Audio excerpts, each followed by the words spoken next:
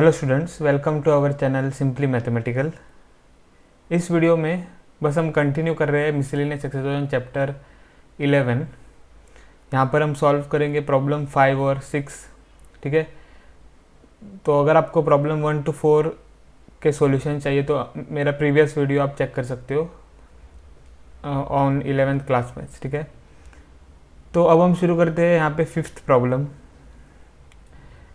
पूरी तरह से रीड करते हैं। यहाँ पे पहले a rod of length 12 centimetre moves with its ends always touching the coordinate axis.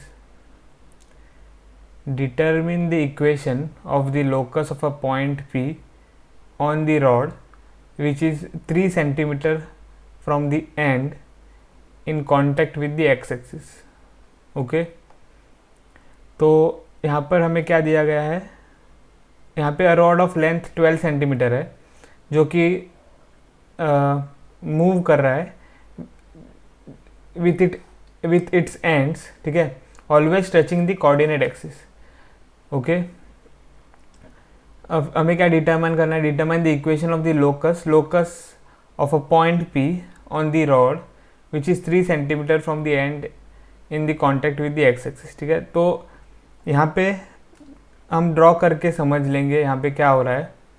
तो समझो ये है y एक्सिस, समझो ये है x एक्सिस यहाँ पे, तो x प्राइम, फिर है ओरिजिन, फिर y और y prime.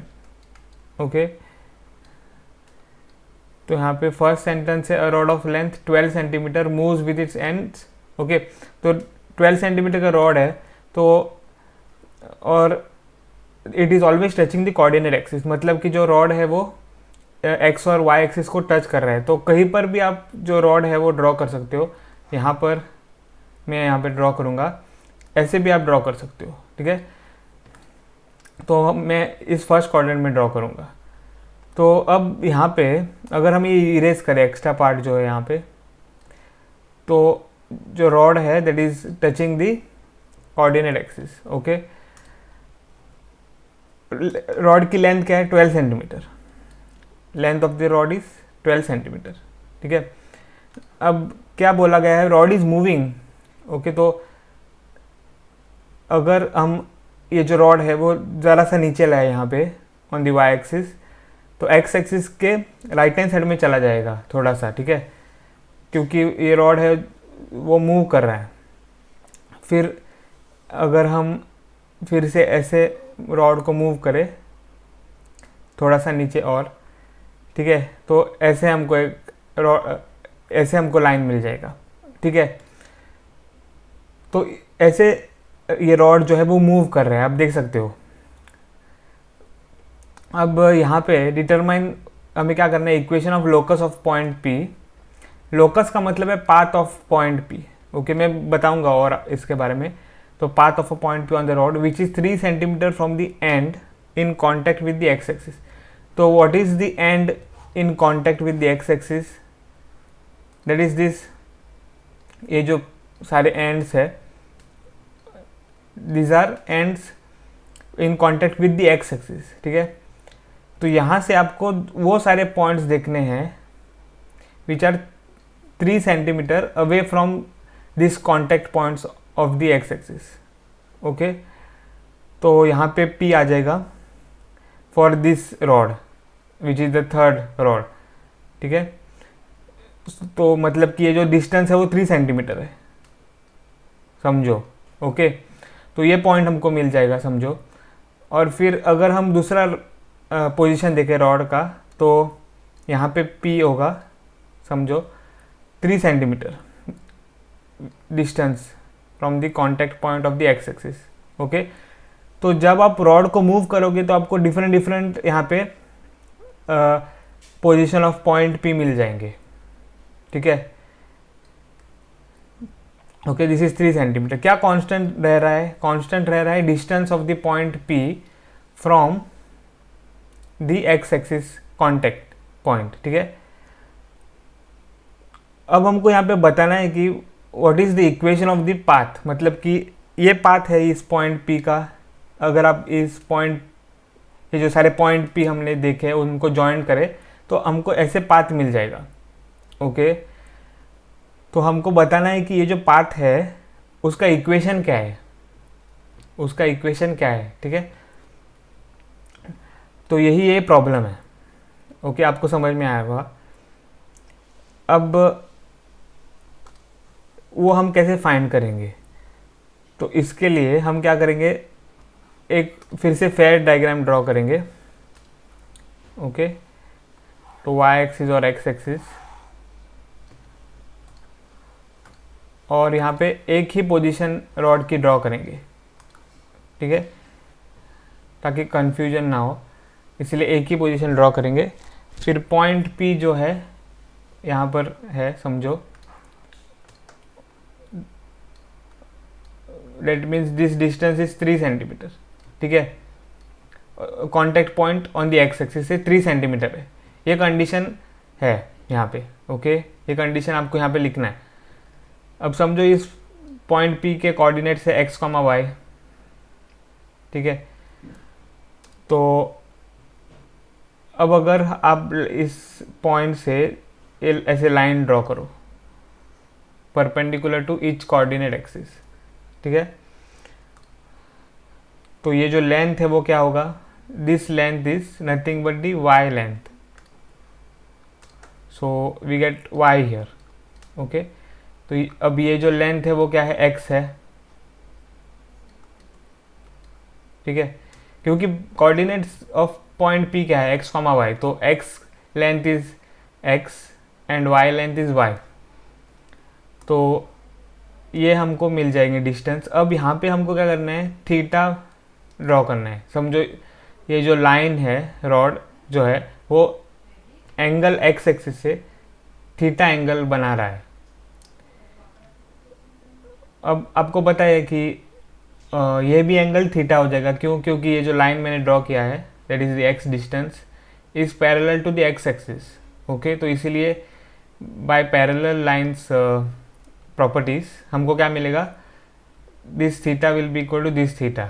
Okay, corresponding angles between the parallel lines. ये आपने 10th स्टैंडर्ड या 9th स्टैंडर्ड में स्टडी किया है। ओके, सो पैरेलल लाइंस है this green line and this x axis, तो इसीलिए ये थीटा जो है that is equal to this angle, so this angle will be also theta. Okay, अब यहाँ पे हम क्या करेंगे, ये तो हमने ड्रॉ कर लिया है। हमको क्या फाइंड करना है, equation of the path of point P। यहाँ पे मैंने एक ही लाइन, मतलब कि एक ही पोजीशन ऑफ रॉड ड्रॉ किया है। ओके, तो ये आपको समझना है, एक ही पोजीशन ऑफ रॉड मैंने यहाँ पे ड्रॉ किया है। मतलब कि यहाँ पे आपको समझना क्या है, P जो है वो वेरी होता है, तो बहुत सारे यहाँ पे P पॉइंट्स है। ओके, अब यहाँ पे हम क्या करेंगे कि एक एक ट्राइंगल को हम देखेंगे अब। ओके, तो अगर हमने ये लेबल कर लिया है A B और दिस इज द ओरिजिन, समझो this is C, this is D। Okay, अब इन ट्राइंगल APB अगर आप देखो, यहाँ पे APB ट्राइंगल अगर आप देखो, तो यहाँ से आपको वो ट्रिग्नोमेट्रिक रेशियो देखना है। ओके, या ट्रिग्नोमेट्रिक रेशियो यहाँ पे लिखना है, जो रेशियो आपको ये y और 3 देगा अपने डेफिनेशन में। ओके, आपको पता है बहुत सारे रेशियोज है ट्रिग्नोमेट्रिक फंक्शंस चैप्टर में जो आपने देखे हैं इन 10th स्टैंडर्ड। ओके, 10 फिर आता है पहले तो साइन कॉस, ओके, बाद में कोसेक सेक, और बाद में टेन कॉट। ओके, ये सारे आपने तो सीखे हैं। तो उसमें से आपको वो रेशियो देखना है जो कि आपको अपने डेफिनेशन में देगा ये y और 3, मतलब कि opposite side, this y length is the opposite side of theta and this length 3 is nothing but what, hypotenuse. ये 90 डिग्रीज है। ओके, यहाँ पे 90 डिग्रीज है। ओके, परपेंडिकुलर जैसे मैंने कहा था, तो this is 90 degree, so opposite side of 90 degree angle is hypotenuse. तो वो डेफिनेशन आपको यहाँ पे लेना है जो कि ये दोनों नंबर्स अपने डेफिनेशन में देता है। तो कौन सा रेशियो है वो, तो अगर हम यहाँ पे ले, हमें चाहिए अपोजिट और हाइपोटेन्यूज, तो sine theta is opposite divided by hypotenuse. So this implies sine theta is equal to opposite is 3 divided by hypotenuse is y. Okay, तो ये हमको मिल गया है, इसको हम कहेंगे इक्वेशन 1. अब सिमिलरली हमें क्या करना है, इन ट्राइंगल, ये बड़ा वाला जो ट्राइंगल है वो लेना है. तो ट्राइंगल DCP. ओके, तो यहाँ पे अब थीटा को अगर हम देखें तो यहाँ पे हमको लेंथ चाहिए. ठीक है, तो लेंथ क्या होगी यहाँ पे, this is x length. Okay, this is x length. हाँ, ये जो लेंथ है हाफ नहीं है, बाकी जो लेंथ है वो हम फाइंड कर सकते हैं, क्योंकि total length of the rod is what, total length of the rod is 12. Okay, total length of the rod is 12. Okay, ये डिस्टेंस क्या है, 3 है. Distance this PB is 3. तो डिस्टेंस DP क्या हो जाएगा, डिस्टेंस DP विल बी 6. ठीक है, डिस्टेंस DP विल बी 6. सो अब हमें ये जो लेंथ है, दिस लेंथ इज 6. तो हम अब वो रेशो देखेंगे ट्राइंगल DCP के लिए जिसमें ये x आ जाएगा और ये 6 आ जाएगा. ओके, ये आप देख सकते हो ना, 6 जो लेंथ है वो किसकी लेंथ है वो आपको समझना है, ये ठीक से दिख नहीं रहा है. तो this length 6 is of this side which is here. Okay, तो 6 इज दिस. तो यहाँ पे हमको cos थीटा लेना है. cos थीटा क्या होता है, adjacent divided by hypotenuse. So adjacent is what, theta से एडजेसेंट कौन सी साइड है, तो CP, that is x, and divided by hypotenuse is what, not 12 नहीं है, 6 है, आप देख सकते हो. DP इज दी हाइपोटेन्यूज, तो 6. तो इसको हम बोलेंगे इक्वेशन 2. ओके, अब हमें क्या मिला है, साइन मिला है और कॉस मिला है. हम अब आइडेंटिटी यूज कर सकते हैं. तो we know that sine square theta plus cos square theta is equal to 1. ये आपको पता है identity, famous identity. Sine square theta क्या हो जाएगा फिर, from 1 and 2. Okay, from 1 and 2 we get 1 से हमें क्या मिलेगा, साइन थीटा है इक्वेशन 1 में, तो साइन थीटा इज 3/y. तो sine square theta will be 3/y the whole square. Okay, plus cos theta क्या हो जाएगा, cos theta will be x/6 the whole square equal to 1. okay, oh what is 12 minus 3, 12 minus 3 तो 9 होगा. ये जो length है that is 9. Okay, तो वो मैंने गलती किया यहाँ पे, 12 minus 3 is 9. Okay, so this 6 will be 9. ठीक है, और फिर साइन थीटा का डेफिनेशन अगर हम चेक करें फिर से, sign theta is opposite. What is opposite of theta, theta के अपोजिट y है ना यहाँ पे. तो यहाँ पे हमें करेक्शन करना है, opposite is y and then divided by hypotenuse is 3. Okay, तो हमको अब क्या मिला है यहाँ पे, 3/y नहीं है, y/3 है. ठीक है, y/3. और यहाँ पे क्या होगा, यहाँ पे 9 है जो हमने करेक्शन किया था. Okay, so this implies what, y square divided by 3 square is 9 प्लस x square divided by 9 square is 81 equal to 1. Okay, so this implies x square by 81 plus y square by 9 is equal to 1, ठीक है। तो this is the equation of the locus of the point P, मतलब कि path of the point P का equation क्या है, ये है। तो what is this equation? Okay, तो इस इक्वेशन को अब आपको आइडेंटिफाई करने के लिए हम क्या करेंगे, 81 को लिखेंगे 9 square plus y square divided by 9 को लिखेंगे 3 square, this is equal to 1। Okay, now अब आप ये आइडेंटिफाई कर सकते हो क्या इक्वेशन? तो ये इक्वेशन क्या है? हाँ, एलिप्स है, इक्वेशन ऑफ एलिप्स, ठीक है। सो locus of the point P is on the ellipse, okay, is on the ellipse। तो हम वो लिखेंगे therefore the locus of the point P x comma y is on the ellipse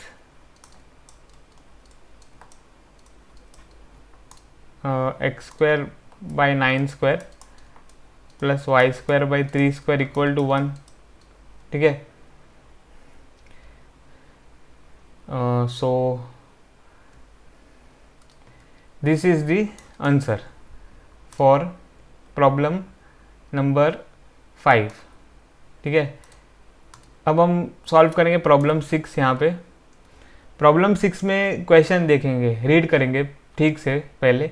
find the area of the triangle formed by the lines joining the vertex of the parabola x square equal to 12y to the ends of its latest rectum, okay।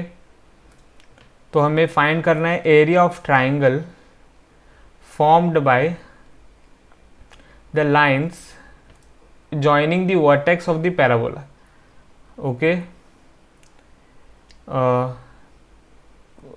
This is the parabola, equation ये है parabola का।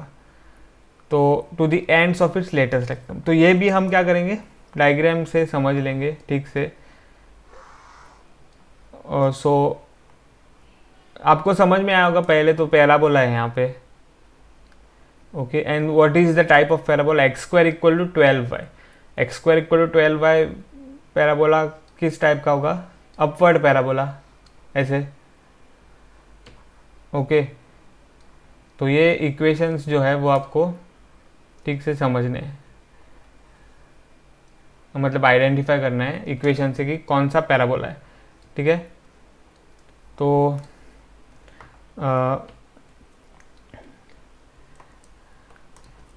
This is the upward parabola,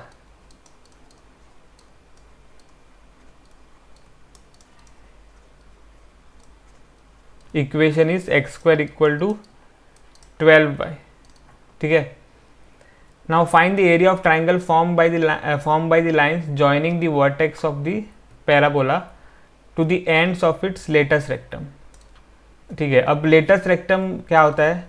तो आपको पहले focus देखना है। Latus rectum देखने के लिए फोकस समझो इस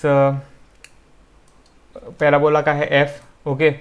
तो latest rectum is just the line which is passing through the focus and perpendicular to the axis of the parabola, मतलब this is the y axis, x axis, axis of the parabola is y axis, and so the latest rectum आपको पता है perpendicular to the axis of the parabola होता है, मतलब कि यहाँ पे y axis है, axis of parabola, so it is perpendicular to that whose पहले तो which passes through the focus, तो फोकस से भी हमने ड्रॉ किया है, देखो उस लाइन को, and whose end points are on the parabola, that is the latus rectum. ये डेफिनेशन आपको पता है, ओके।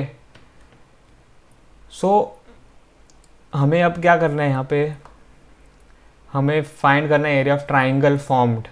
तो ट्राइंगल हमें फॉर्म करना है यहाँ पे, joining the vertex of the parabola, okay, to the ends of its latus rectum. So यहाँ से यहाँ तक लाइन ड्रॉ करनी है हमें, क्योंकि joining the vertex of the parabola to the ends of the latus rectum, ठीक है। This are the ends of the latus rectum और दिस इज द वर्टेक्स। आपको पता है vertex is the origin of parabola, okay, vertex is the origin, this is the vertex. Okay, तो इस vertex को और एंड पॉइंट्स को हमें ज्वाइन करके ट्राइंगल फॉर्म करना है, तो वो हमने यहाँ पे फॉर्म किया है। अब हमें यहाँ पे देखना है what are the coordinates of the focus, focus के कोऑर्डिनेट्स क्या है, ठीक है, तो ये हमें फाइंड करना है। आपको पता है कि फोकस के coordinates of upward parabola is of the type 0, a, ये तो आपको पता है, ठीक है। सो a कैसे फाइंड करेंगे वो क्वेश्चन है। तो a इस इक्वेशन ऑफ पैराबोला से फाइंड करेंगे, this is equation of parabola, ठीक है। तो x² इक्वल टू 4 टाइम्स 3, हम 12 को लिख सकते हैं, 4 टाइम्स 3y। ओके, आपको पता है कि हम जो पैराबोला देख रहे हैं उनका इक्वेशन क्या है, सारे जो इक्वेशन है उसमें 4a आता है, तो x² इक्वल टू 4ay। तो यहाँ पे हमने उसी फॉर्म में इक्वेशन ऑफ पैराबोला लिखा है, तो इसीलिए यहाँ पे a क्या है, a इज़ 3, अगर आप कंपेयर करो इक्वेशंस को, ठीक है। तो a इज़ 3, कंपेयर करके देखो आप इक्वेशंस को, ठीक है। 3 is equal to a is equal to 3। So what are the coordinates of the focus, focus के कोऑर्डिनेट्स है 0, 3, ठीक है। तो हमने a फाइंड कर दिया है। अब हमें यहाँ पे फाइंड करना है coordinates of end points of the latus rectum. Okay, finally हमें क्या फाइंड करना है, area of the triangle. Okay, triangle का एरिया फाइंड करने के लिए हमें फॉर्मूला यूज़ करना है which is involving the vertices of the triangles. Okay, तो आपने 10th स्टैंडर्ड में तो सीखा है एक फार्मूला एरिया ऑफ ट्राइंगल का, जिसमें आप वर्टाइसेस ऑफ ट्राइंगल्स यूज़ करते हो। तो अगर मैं यहाँ पे लिखूँ, ओरिजिन के कोऑर्डिनेट्स आपको पता है 0, 0, ठीक है। फिर आपको यहाँ पे कोऑर्डिनेट्स फाइंड करने हैं। ओके, समझो आपने ये कोऑर्डिनेट्स फाइंड कर लिए, तो आपको फिर एरिया ऑफ ट्राइंगल फाइंड करने के लिए आपने जो 10th स्टैंडर्ड में फार्मूला सीखा था वो यूज़ करना है। ओके, तो ये अगर दोनों coordinates of the end points of latus rectum अगर हम फाइंड करें तो हमको एरिया ऑफ ट्राइंगल आसानी से मिल जाता है, ठीक है। ओके, सो पहले तो हम डिसाइड करेंगे कि y कोऑर्डिनेट क्या है, वो हम क्योंकि डिसाइड कर सकते हैं डायरेक्टली। अब फोकस को अगर आप देखो यहाँ पे, सो फोकस है वो कोऑर्डिनेट 0, 3, और ये जो पॉइंट्स है लेटस रेक्टम के वो डायरेक्टली राइट हैंड साइड में एक पॉइंट है और लेफ्ट हैंड साइड में, डायरेक्टली राइट हैंड साइड में और लेफ्ट हैंड साइड में। तो इसीलिए यहाँ पे आ जाएगा 3 and this is also 3। Okay, directly का मतलब ये जो लाइन है latus rectum that is parallel to the x axis. Okay, तो हॉरिजॉन्टल लाइन है उस मतलब, ठीक है, दिस लाइन इज हॉरिजॉन्टल। तो इसीलिए the y coordinates will be same as the point intersection with the y axis. Okay, that is 3, तो 3, 3 आ जाएंगे। अब यहाँ पे हमें क्या फाइंड करना है, x कोऑर्डिनेट दोनों पॉइंट्स के, ठीक है। सो वो कैसे फाइंड करेंगे, तो वो आपको फाइंड करना होगा by using the formula for length of latus rectum. Okay, length of latus rectum is equal to what, ये आपको बाय हार्ट होना चाहिए, ठीक है। Length of latus rectum of parabola is equal to 4a, ठीक है। So what is a is 3, so this is equal to 4 times 3, ठीक है। a इज इक्वल टू 3, तो 4 टाइम्स 3 विच इज 12। ओके, तो 12 यूनिट्स आपको length of latus rectum of parabola मिलता है। सो अब 12 नंबर का मतलब क्या, लेंथ है लेटस रेक्टम की, तो इसलिए ये जो लेंथ है यहाँ पे, okay, between this 2 points which are the end points of the latus rectum is 12, okay, तो हाफ लेंथ क्या होगी, आपको पता है parabola is symmetric about its axis, तो इसीलिए ये जो लेंथ है that will be half of the length of the latus rectum, तो दिस विल बी 6। हाँ, 12 का हाफ क्या है, 6 है, 12 का हाफ इज 6, इसीलिए दिस लेंथ इज 6। ओ, यहाँ पे लेंथ मैंने ऊपर ड्रॉ किया है, तो ज़्यादा से ज़्यादा मुझे क्लोज ड्रॉ करना होगा, ठीक है, to the half length of the latus rectum, तो 6 यहाँ पे। ओके, मतलब कि ये जो लेंथ है, half length of the latus rectum is 6, तो इसीलिए यहाँ पे x कोऑर्डिनेट क्या होगा, 6 होगा। ओके, x कोऑर्डिनेट इज 6, फिर यहाँ पे लेफ्ट हैंड साइड में x coordinate is -6। Okay, because the parabola is symmetric with respect to the axis. तो हमें coordinates of the end points of the latus rectum मिल गए हैं, तो बस हमें इनको नाम देना है। तो अगर इस पॉइंट को हमने नाम दिया A और इस पॉइंट को हमने नाम दिया B, तो अब हमें area of triangle AOB find करना है। Okay, area of triangle AOB, so area of triangle AOB is nothing but equal to half times, यहाँ पे जनरल फार्मूला लिख रहा हूँ, x1 y2 माइनस y3, ठीक है, plus x2 y3 minus y1। ये आप कहोगे क्या लिख रहे हो, तो अगर आपको याद नहीं है तो, पर आपको मैं बताऊंगा ये क्या है, plus x3 y2 minus y1, sorry y1 minus y2। तो this is the formula that you have studied in the 10th standard, ठीक है, वेयर दिस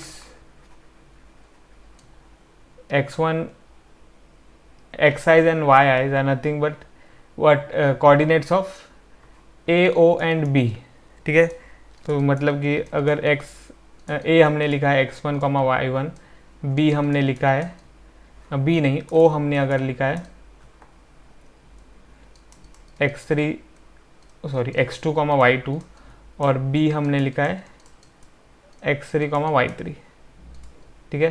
तो this is the formula. Okay, so ये फॉर्मूला कैसे आता है मैं आपको फटाफट बताता हूँ यहाँ पे। तो समझो अगर आप देख रहे हो y1, y2 और y3 को ऐसे,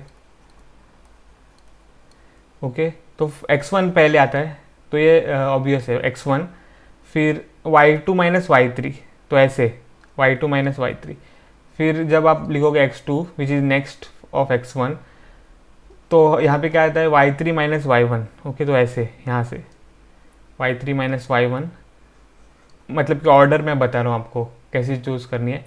फिर x3, तो बाद में क्या आता है y1 टू y2, तो यहाँ पे आप देख सकते हो क्लॉकवाइज डायरेक्शन में आप सिलेक्ट करते हो y को, ठीक है। तो ऐसे आप याद रख सकते हो ये फॉर्मूला। अब हम यहाँ पे सिर्फ लिखेंगे what is a in our problem. a is -6,3, फिर b इज़, b नहीं हमें लिखना है, o लिखना है, that is 0,0, that is the origin, and b is what, b is 6,3, ठीक है। तो formula is area of triangle AOB will be equal to half times, यहाँ पे अब x1 y1 है, this is x2 y2, this is x3 y3, ठीक है। तो x1 minus y2 minus y3 plus x2 multiplied by y3 minus y1 plus x3 multiplied by y1 minus y2, ये by the formula, ये जो मैंने लिखा है। Okay, so this will be equal to half times -6 multiplied by -3 plus 0 multiplied by 0 plus 6 multiplied by 3. Okay, this will be equal to half times modulus of plus 18. ठीक है, -6 multiplied by -3 is 18 and plus 18. तो this will be equal to half multiplied by modulus of 32. ठीक है, तो half multiplied by modulus क्या होगा 32 का, तो 32 ही है मॉड्यूलस. ओके, मॉड्यूलस मतलब हर एक नंबर को पॉजिटिव बना देता है. मॉड्यूलस हर एक रियल नंबर को पॉजिटिव बना देता है यहाँ पे. तो मॉड्यूलस ऑफ -a होगा a और मॉड्यूलस ऑफ a भी होगा a ही. तो इसीलिए मॉड्यूलस ऑफ 32 इज 32. तो this is equal to 2 1 are 2, 2 16 are 32. Oh, 18 plus 18 is what? 36. 18 plus 18 is 36. So we get 36 here.